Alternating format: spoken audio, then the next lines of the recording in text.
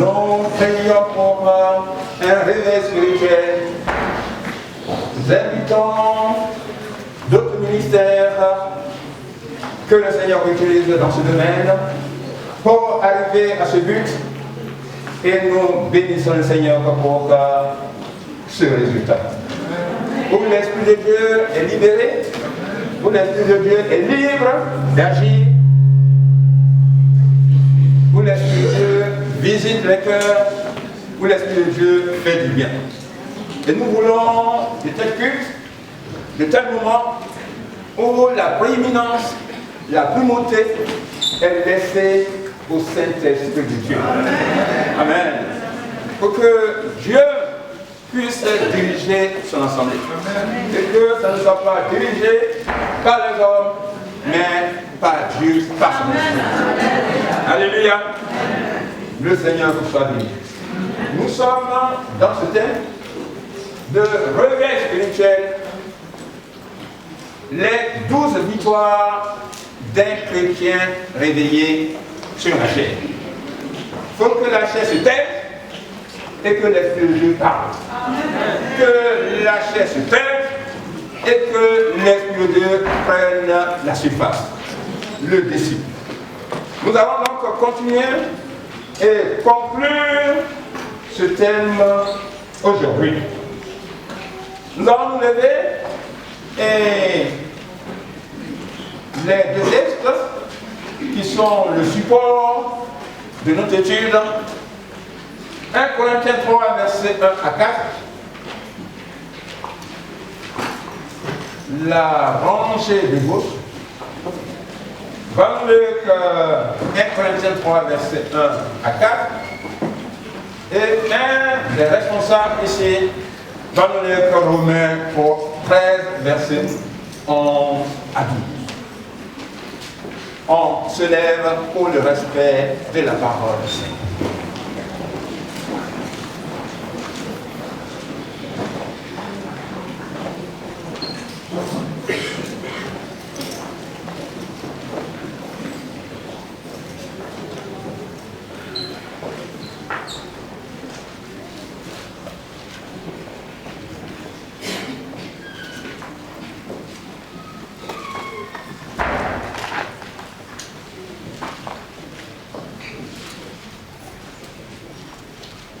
Corinthiens 3, verset 1 à 4.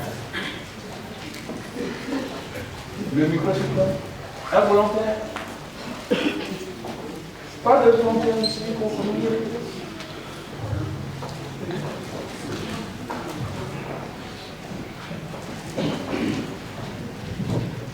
Alléluia. Je lis la parole de Dieu. Pour moi, frère, ce n'est pas comme à des hommes spirituels que j'ai pu vous parler, mais comme à des hommes charnels, comme à des enfants en Christ. Je vous ai donné du lait, non de la nourriture solide, car vous ne pouvez pas la supporter. Et vous ne la pouvez pas, même en présent. Parce que vous êtes encore charnels. En effet, puisqu'il y a parmi vous de la jalousie et des disputes, n'êtes-vous pas charnel et ne marchez-vous pas selon l'homme? Quand l'un dit moi je suis de Paul, un autre moi d'Apollos, n'êtes-vous pas des hommes?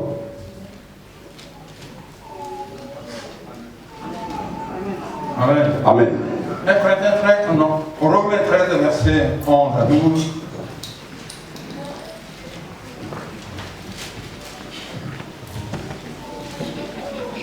Et cela importe d'autant plus que vous savez en quel temps nous sommes. C'est l'heure de vous réveiller en fin du sommeil. Car maintenant le salut est plus près de nous que lorsque nous avons cru. La nuit est avancée, le jour approche. Déplions-nous donc des œuvres des ténèbres et revêtons les armes de la lumière. Marchons honnêtement comme en plein jour, loin des excès, de l'ivrognerie, de la luxure, de l'impudicité, des querelles et des jalousies. Amen. Amen. Seigneur, nous te bénissons pour ta bonne parole. Merci de la faire visiter, de la faire ancrer dans nos cœurs, selon ta volonté, au nom de Jésus. Amen. Alléluia. On bénit le Seigneur pour son esprit qui nous a visités ce matin et qui va continuer de nous visiter. Nous voulons vivre un moment de réveil et il faut être sensible à l'Esprit du Seigneur. Et ceci est très important. Comme la parole de Dieu nous le dit, le réveil c'est la visitation de Dieu au cœur, à l'esprit de l'homme, lui donnant la haine du péché, mettant en lui l'amour de Dieu et le service de Dieu. Le Seigneur apporte, sinon a donné à son Église des ministères spécifiques pour que son assemblée, l'Église de Dieu, puisse intensement vivre les choses de l'Esprit. C'est pourquoi il a donné aux uns comme apôtres, aux uns comme évangélistes, aux uns comme prophètes, aux uns comme pasteurs et docteurs, aux uns comme prophètes, pour le perfectionnement des saints, en vue de l'œuvre du Seigneur Jésus-Christ. Il faut donc que l'Église de Dieu bénéficie de l'ensemble de ces ministères, pour que le peuple de Dieu soit vivifié, soit fort, soit puissant et soit victorieux. C'est vrai que par l'action, les actions qui accompagnent ces ministères de feu et qui produisent des délivrances, des guérisons, il y a souvent des attaques, des critiques, des défiances contre ces ministères. Mais ce sont des ministères dons de Dieu. Et l'on ne doit pas critiquer le fait des délivrances, le fait du mouvement, des mouvements de l'Esprit du Seigneur. Cela a sa place dans le peuple de Dieu. Et nous bénissons le passage de nos bien-aimés évangélistes ici pendant tout le mois de mars. Et l'Église de Dieu a été vivifiée, l'Église de Dieu a été assistée par le Saint-Esprit et nous bénissons le nom du Seigneur. Amen. Et prions pour ces gens de ministère, pour que le Seigneur puisse les utiliser davantage au milieu de son peuple. Alors, comme nous avons dit, pour que le réveil soit complet, il ne faut pas que cela s'arrête seulement au niveau des délivrances, au niveau des guérisons. Car le réveil que Dieu veut, c'est un réveil, soit qui se produit des guérisons, soit qui se produit des délivrances, mais que les cœurs soient changés. Amen. Que l'âme soit changée. Que l'esprit soit changé. Et qu'il y ait totale, profonde transformation de l'homme intérieur. Pour que le réveil soit permanent. Pour que le réveil soit durable. Pour que le réveil fasse avancer l'œuvre du Seigneur. Le Seigneur ne veut pas d'un réveil qui s'éteint. Un réveil dans le temps. Un réveil qui s'arrête. Mais un réveil qui soit continuel. Pour la gloire du Seigneur. Et pour que le réveil soit continuel, il faut que ce soit l'homme intérieur qui soit réveillé. Amen. Donc, bien aimé, c'est pourquoi j'ai introduit cette étude pour que nous ayons ces 12 victoires sur l'œuvre de la chair pour permettre à l'Esprit de Dieu de dominer, de régner dans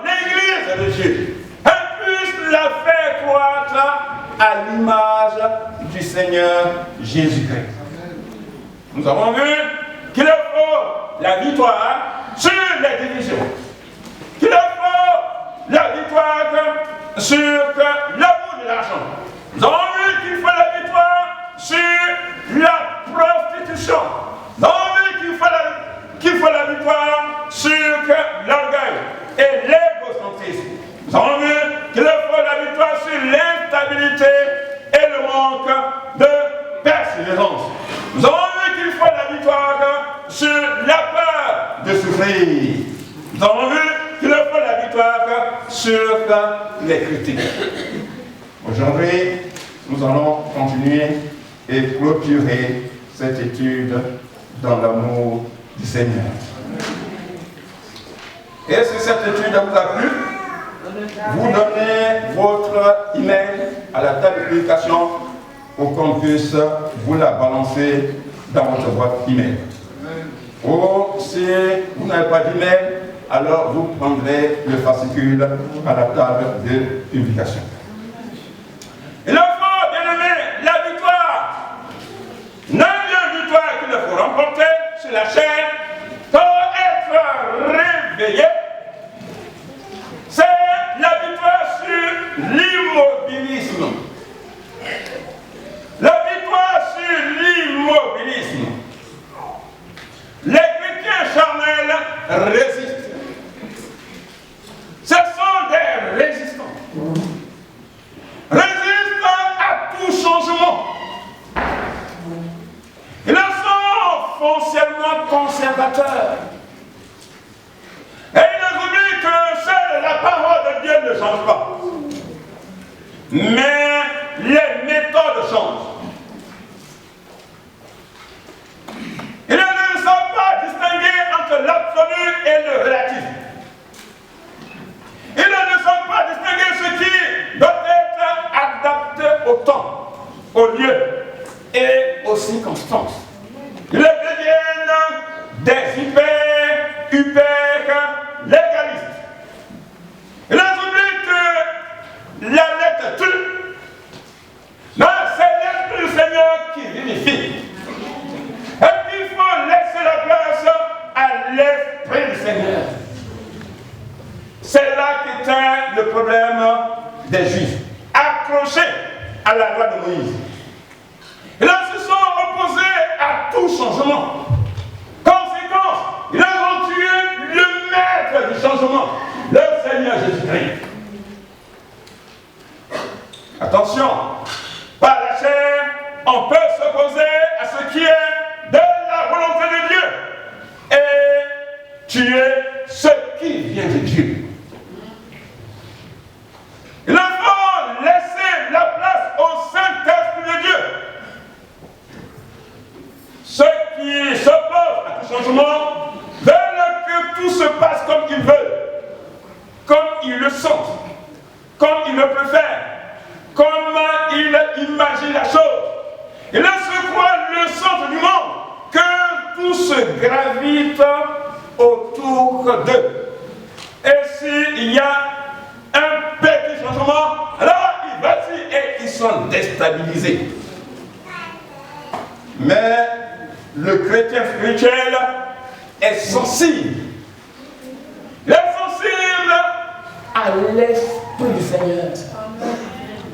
À chaque moment, il se demande qu'est-ce que Dieu veut? Qu'est-ce que Dieu veut faire? Seigneur, qu'est-ce que tu veux? Qu'est-ce que tu veux faire? Parce que tu es un Dieu de changement. On ne peut pas t'enfermer dans un système. On ne peut pas t'enfermer dans une méthode. Seigneur, qu'est-ce que tu veux ce matin? Qu'est-ce que tu veux pour l'assemblée du Seigneur? Parce que les méthodes changent. Tout varie avec le Seigneur selon sa volonté. Il est écrit dans la parole de Dieu, 1 Chronique 12, verset 32. Il y avait une tribu dont il est dit que les fils d'Isaacar avaient l'intelligence des temps. Ils savaient distinguer les signes de temps. Ils savaient apprécier ce que le Seigneur, dans un temps, voulait faire pour son peuple. C'était à l'écoute de Dieu. Ce matin, bien-aimés, soyons à l'écoute de Dieu pour nos vies. Soyons à l'écoute de Dieu pour le culte du Seigneur. Soyons à l'écoute de Dieu pour la marche de l'église de Dieu. Soyons à l'écoute de Dieu pour nos familles. Soyons à l'écoute de Dieu pour les décisions que nous avons à prendre.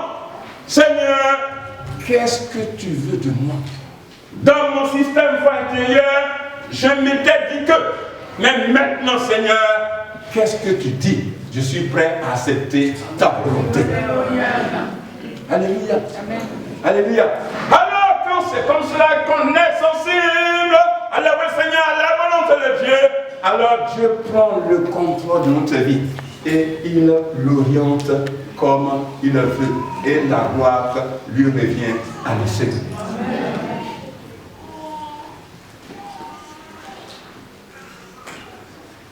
Le chrétien spirituel réveillé, dixième victoire qu'il remporte, c'est sur la curiosité.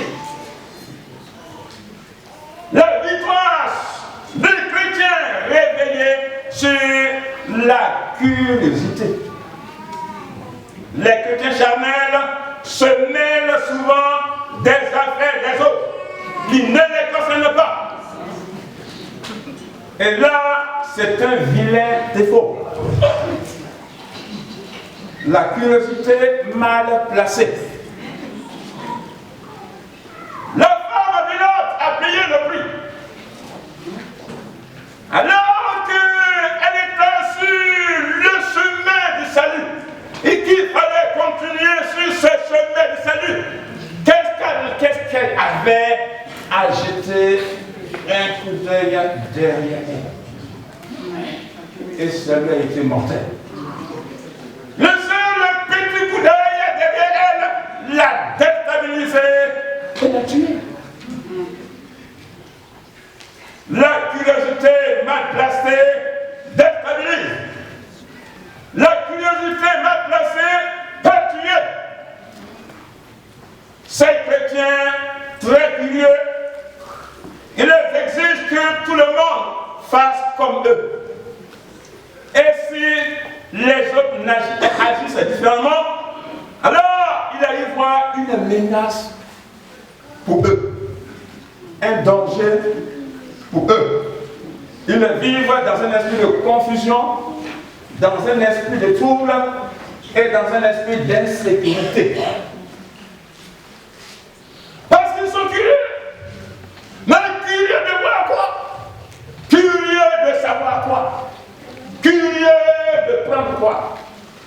Bien-aimé, s'il y a une curiosité à manifester, une curiosité positive, pour voir Dieu agir dans notre vie. Être curieux sur la grandeur de Dieu, être curieux sur les bontés de Dieu, être curieux sur la sainteté de Dieu, être curieux sur les bontés de la miséricorde de Dieu, être curieux sur la perfection de Dieu, être curieux sur l'amour de Dieu, être curieux sur l'harmonie de Dieu. Être curieux sur les choses de Dieu. Et non être curieux de savoir ce que mon frère dit. Être curieux de savoir ce que ma soeur a dit. Être curieux, c'est un petit vilain péché. Le chrétien spirituel est animé d'un esprit de sagesse. Il est animé d'un esprit de paix. Il est animé d'un esprit d'amour. Il est animé d'un esprit de fraternité. Il est animé d'un esprit d'acceptation de l'autre. Il sait que l'autre ne présente pas de menace pour lui, ni de danger pour lui. Mais l'autre est plutôt une source de bénédiction pour sa vie. Une source de grâce pour sa vie. Alors le chrétien spirituel marche dans la paix, dans la sérénité, n'est pas dans l'assurance de la foi au Seigneur. Il est solide. Parce que les autres sont pour lui une richesse. Ton frère est pour toi ce matin une richesse. Ta soeur est pour toi ce matin une richesse. Ta famille est pour toi ce matin une source de grâce. N'y vois pas d'insécurité. Il faut y voir une bénédiction ce matin. Alléluia. Pas de conflit inutile. Mais il faut voir la bonté de Dieu, la grâce de Dieu sur la vie de ton frère et de ta soeur. Et enterre ta curiosité mal placée. 11e victoire du chrétien réveillé sur la chair. Les chrétiens charnels accusent volontiers les autres. Ce sont des accusateurs. Si les choses vont mal, ce sont les autres qui en sont responsables. Il leur faut toujours un bouc émissaire. Comme ils ne se mettent pas eux-mêmes en cause, ce sont les autres qui sont toujours fautifs. Ils ne sont jamais responsables d'aucune faute.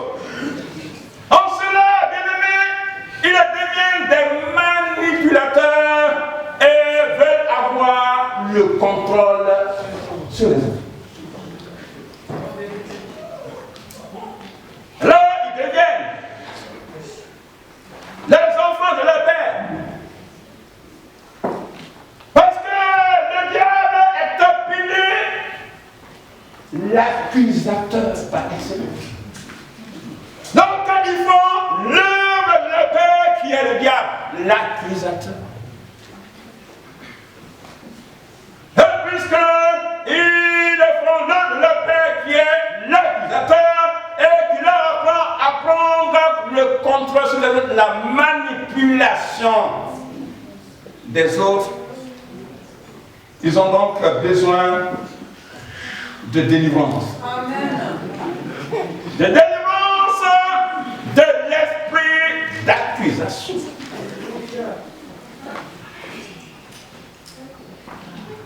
Ils font une œuvre diabolique. Parce qu'ils brisent des relations solides. Alors que l'Église a besoin de ces relations solides. Ils sèment la division. Alors que l'Église a besoin de l'unité. Elle faut vivre l'unité. Ils font voler en éclats la joie et la paix. Ils sèment la tristesse et le trouble. Or, l'Église de Dieu a besoin de la joie, a besoin de la paix.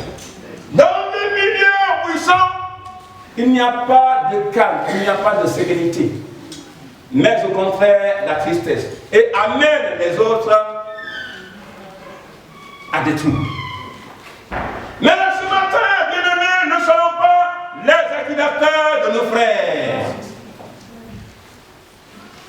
Il faut travailler à l'unité. Le chrétien responsable applique la règle de l'amour. Et la règle de l'amour contre les accusations. Matthieu 5, verset 44. Mais moi, je vous dis, aimez vos ennemis, bénissez ceux qui vous maudissent, faites du bien à ceux qui vous haïssent, priez pour ceux qui vous maltraitent et qui vous persécutent. Et donc, le chrétien spirituel, il n'est pas accusateur, mais au contraire, il voit le bien de l'autre. Amen. Et puisqu'il voit le bien de l'autre, alors il est prêt à prier pour lui. L'autre n'est pas son ennemi, mais l'autre est pour lui une occasion de s'approcher de Dieu, à prendre le fardeau et à intercéder pour le Seigneur. Alléluia. Amen. Alors, bien-aimé, il faut bannir l'esprit d'accusation de nos milieux. 12e victoire du chrétien charnel, du chrétien spirituel sur la chaîne. Ah, si le chrétien charnel peut avoir des victoires, on dit merci Seigneur. Donc, 12e victoire du chrétien spirituel sur la chaîne. La victoire sur le manque d'esprit d'équipe. La victoire sur le manque d'esprit d'équipe. Les chrétiens charnels sont incapables de travailler avec d'autres dans une équipe. Alors que le peuple du Seigneur, ce qui caractérise le peuple du Seigneur, c'est servir le Seigneur. Alléluia. C'est servir le Seigneur. Et il faut servir le Seigneur.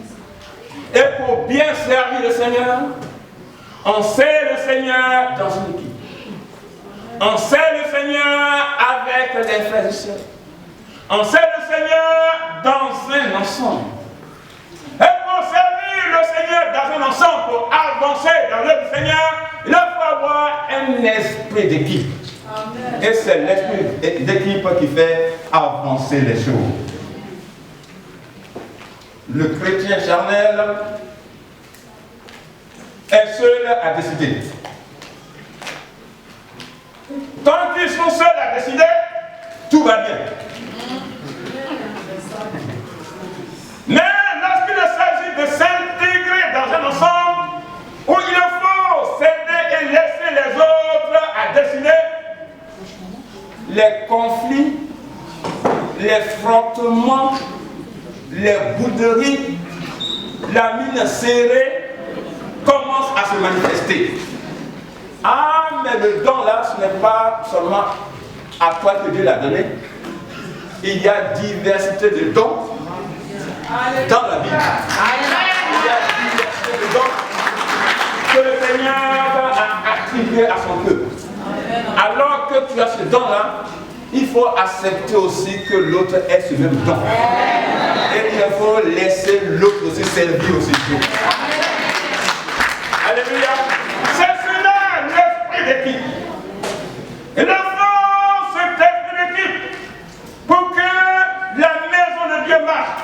Les chrétiens mûrs ont un esprit d'union, un esprit d'unité dans la diversité. Parce que c'est la diversité qui fait marcher quelque chose. Le chrétien mûr spirituel voit les bénéfices d'un esprit d'équipe. Le chrétien charnel voit que l'équipe est composée de lui seul. Le bénéfice à avoir, c'est lui seul. L'avantage, c'est lui seul. Le gain à recevoir, c'est lui seul. Le remerciement doit être lui seul. Les félicitations doivent être lui seul. L'encouragement doit être lui seul. L'acclamation doit être lui seul.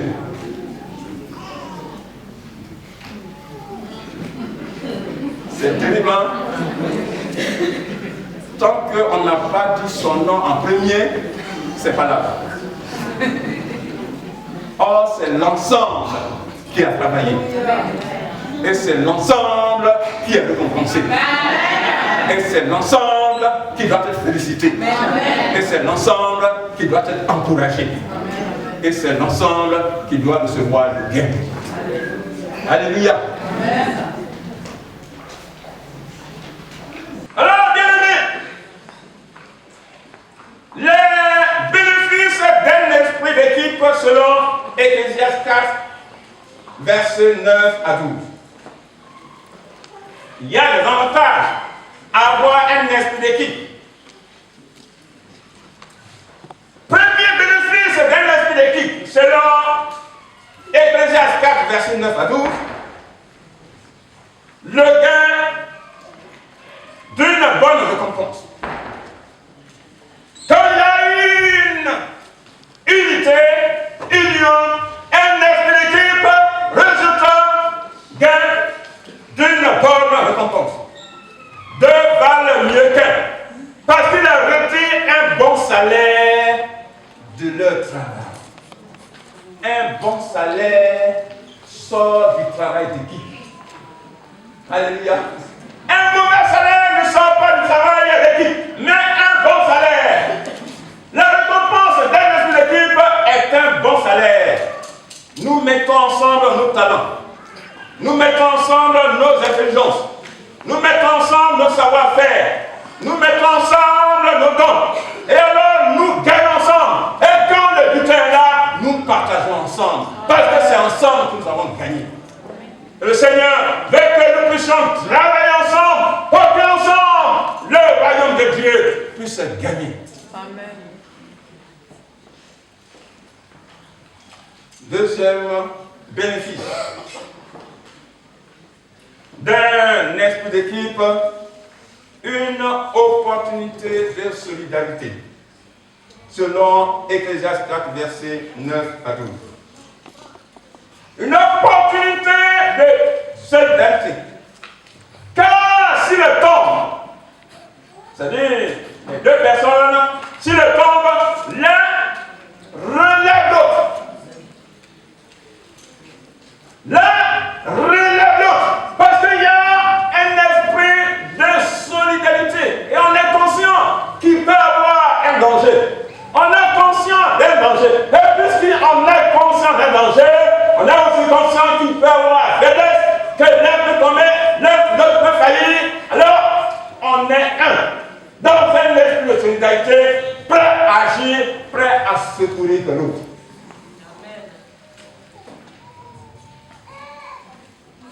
Un esprit d'équipe amène à s'inquiéter l'un pour l'autre, à se secourir que l'un et l'autre.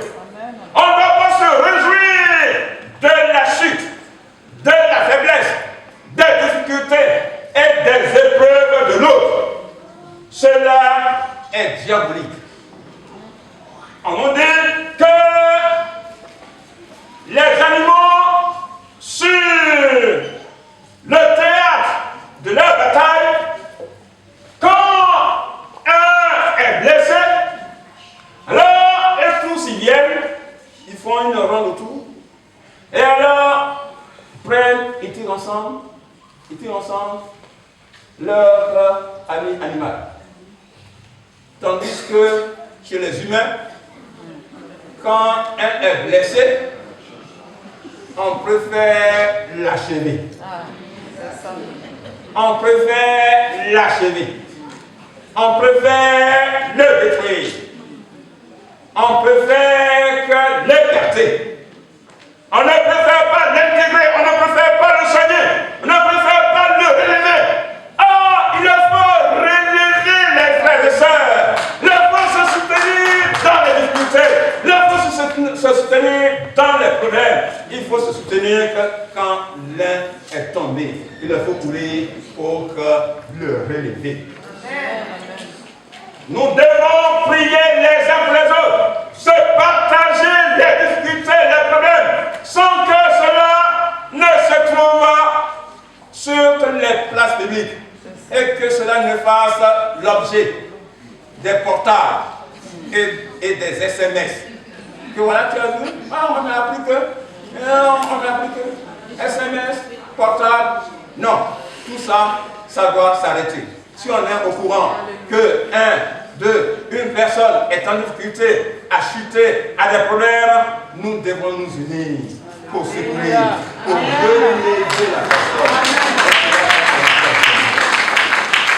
C'est cela le bénéfice de l'esprit d'équipe. L'esprit d'équipe, son troisième bénéfice, c'est l'intimité fraternelle. De même, si deux couchent ensemble, ils seront chauds. Mais celui qui est seul, comment aura-t-il chaud? Alléluia. Déjà, on est dans un pays de froid. On est dans un pays de froid et on a besoin de la chaleur fraternelle. On a besoin de la chaleur de l'autre pour être réchauffé. Si tu es seul et que tu vis ta vie chrétienne en singleton, si tu es à la maison et que tu ne viens plus, qui peut te secourir? La solitude spirituelle n'est pas bonne. Il faut la briser, il faut la vaincre. Il faut se manifester. Il faut s'appeler les uns les autres. Quand tu es absent 2-3 dimanches, il faut appeler pour donner de tes nouvelles. On va venir te secourir, on va te visiter, on va venir lutter avec toi, t'encourager. Cela sera bien pour toi, pour te réchauffer. Et chacun a besoin d'être réchauffé. Alléluia. Et le pasteur a besoin d'être réchauffé par vous. Par les petites filles. Vous voyez, pasteur, comment ça va? Et là, il sait qu'il n'est pas seul. Pasteur, tu t'es bien réveillé? Là, il sait qu'il n'est pas seul. Alors, en semaine, combien qui appellent le pasteur pour dire que pasteur, s'il te plaît, saluer?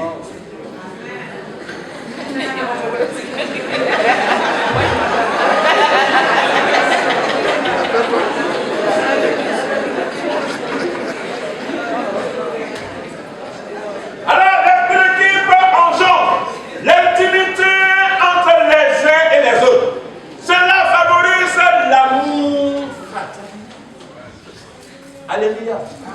Cela favorise l'amour fraternel. D'autres, un dimanche absent. Ah oui, mais tu ne m'avais pas appelé. Mais toi aussi, tu peux aussi appeler. Alléluia. Toi aussi, tu peux appeler. Si on ne t'a pas appelé, alors il faut faire signe de vie. Et alors que tu donnes signe de vie, alors on court maintenant à ton secours. On dit voilà, tel frère n'est pas venu, tel soeur n'est pas venu parce qu'il y a une telle situation. Et le Seigneur utilise la visite pour relever la personne. Il nous faut cette chaleur partagée, cette chaleur spirituelle. Le Saint-Esprit est un esprit de chaleur. Et quand il est là, la chaleur spirituelle est partagée. On n'est pas égoïste, mais on la partage pour que ça puisse se faire du bien à l'autre. Quatrième bénéfice d'un esprit d'équipe, c'est la force de l'unité. Si quelqu'un est plus fort qu'un seul, deux peuvent lui résister. Et la corde à sa file ne se rend pas facilement. L'esprit d'équipe engendre la force. Parce que c'est dans l'unité. Quand la force, l'unité fait la force. Et si on est conscient que l'unité fait la force, alors, bien-aimés, travaillons à l'esprit d'unité dans la maison du Seigneur pour que nous puissions résister ensemble aux coups, aux manigances, aux ruses du diable. Quand on est unis, le diable est facilement démasqué. Il est mis à nu et alors il est vaincu. Alléluia. Et nous voulons que l'ennemi soit démasqué, que nous puissions prendre ensemble ses manigances, que nous puissions prendre ensemble ses plans, ses dessins, que tout cela, ça ne soit pas du secret pour nous, mais que ce soit clair pour nous, pour dire que, frère, faisons attention, sœur, faisons attention. Et alors qu'on s'avertit les uns les autres, c'est la cohésion spirituelle et cela fait mettre de la débandante dans le camp de l'ennemi et la maison du Seigneur, le peuple du Seigneur est victorieux, est vainqueur. Amen. Et nous avons besoin de cette victoire. C'est pourquoi le faut bien noter ces 12 victoires du chrétien spirituel sur la chair, sur les divisions, sur les esprits, l'esprit de possession, sur l'amour de l'argent, sur l'orgueil et l'égoïsme, sur l'instabilité et le manque de persévérance, sur la peur de souffrir, sur les critiques et l'immobilisme. Il faut que la maison de Dieu faut aussi la victoire sur la curiosité, la bonne curiosité. Il faut la bonne curiosité et non une curiosité mal placée. Il faut la victoire sur les accusations. Extrais-toi des accusations. Il faut aimer ton frère. Il faut la victoire sur le manque d'esprit d'équipe. Bien-aimés, nous avons besoin de l'esprit d'équipe pour être vainqueurs. Soyons réveillés. Laissons l'esprit de Dieu nous visiter. Et c'est cela le réveil spirituel.